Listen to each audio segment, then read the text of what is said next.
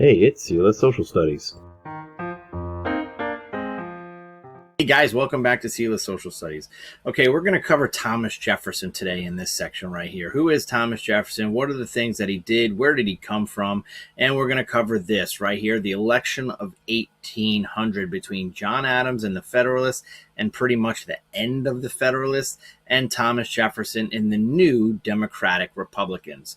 So who was Thomas Jefferson? Well, if you remember correctly, Thomas Jefferson was George Washington's Secretary of State. Remember, he was part of his cabinet. Washington knew that he could not control everything himself, so he created a cabinet which included the Secretary of Treasury, Secretary of State, Secretary of War. All right, so now you have these people who are getting together, meeting with Washington, and specifically arguing all of the time. Thomas Jefferson, Secretary of State, and if you remember correctly, Alexander Hamilton, Secretary of the Treasury, were in constant feuding. They were always fighting back and forth who wanted what. If you remember correctly, Hamilton was a Federalist. He believed in a strong central government. The country should be led by the wealthy. Thomas Jefferson was an anti-Federalist. He believed that the states and the individual should have the more power, okay, and a smaller central government.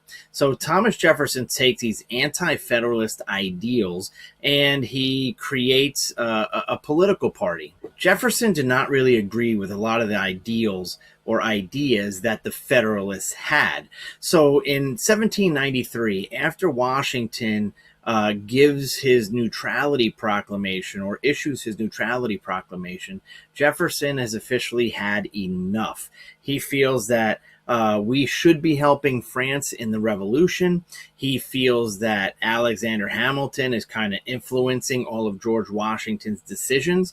So in 1793, Jefferson resigns his position of Secretary of State. Okay, so now Jefferson is leaving Washington's cabinet to pursue his own presidential wishes or presidential goals.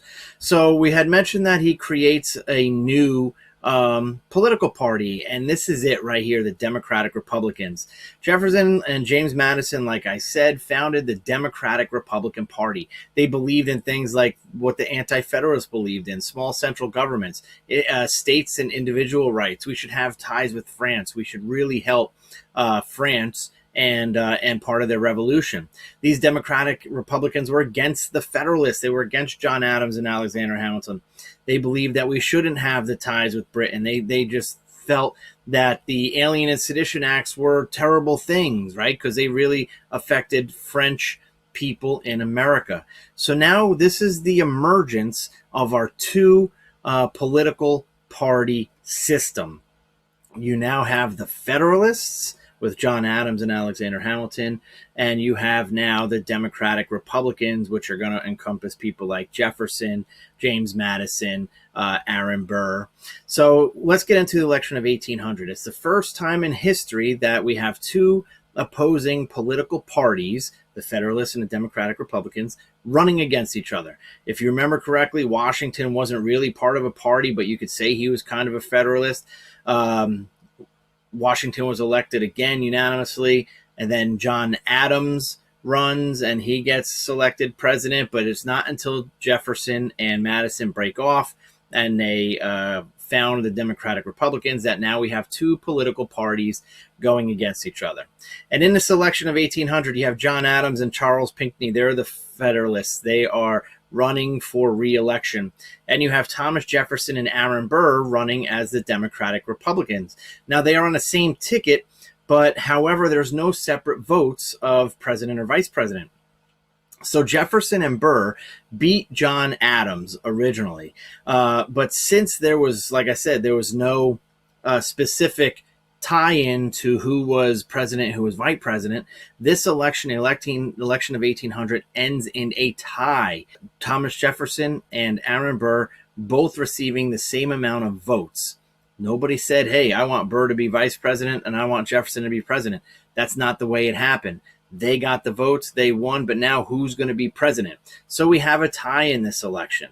Now, how do we resolve the election of 1800? Article 2, Section 1 of the Constitution states that the election will be decided by the House of Representatives. So on February 11th, 1801, for 6 days, the House of Representatives voted to try to see who was going to be president. This says it right there. Votes were tallied over 30 times without a clear victory for either Jefferson or Burr. Well, if you've listened to the Broadway musical Hamilton, you'll probably be able to answer this question. Federalist Alexander Hamilton wrote a series of letters to his co-federalists, or his federalists in his party, and they were saying, hey, he was like, change your vote from Aaron Burr to Thomas Jefferson, because he sees Jefferson was the lesser of two evils. He said Jefferson may love France. Jefferson may, I might disagree with everything Jefferson says, but at least he stands for something. He has ideals. Aaron Burr is just, he's not that person. We don't know what he stands for. We don't know anything like that. Switch your votes to Burr. And that's actually what happens in the election of 1800. That's how we resolve the election. In the end, 10 state delegates voted for Jefferson, 4 supported Burr, and 2 actually handed in blank ballots. So this is how the election of 1800 is resolved. All right. And this tie actually led to the 12th Amendment of the Constitution.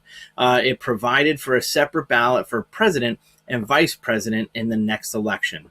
So Thomas Jefferson, the way he comes president, you can see that it was a tie. We have political parties now, thanks Thomas Jefferson, because we have those same political parties today, and they're running against each other all the time. So this is Thomas Jefferson, the man. Now we're going to get into what Thomas Jefferson does while he's president, specifically one really, really big thing.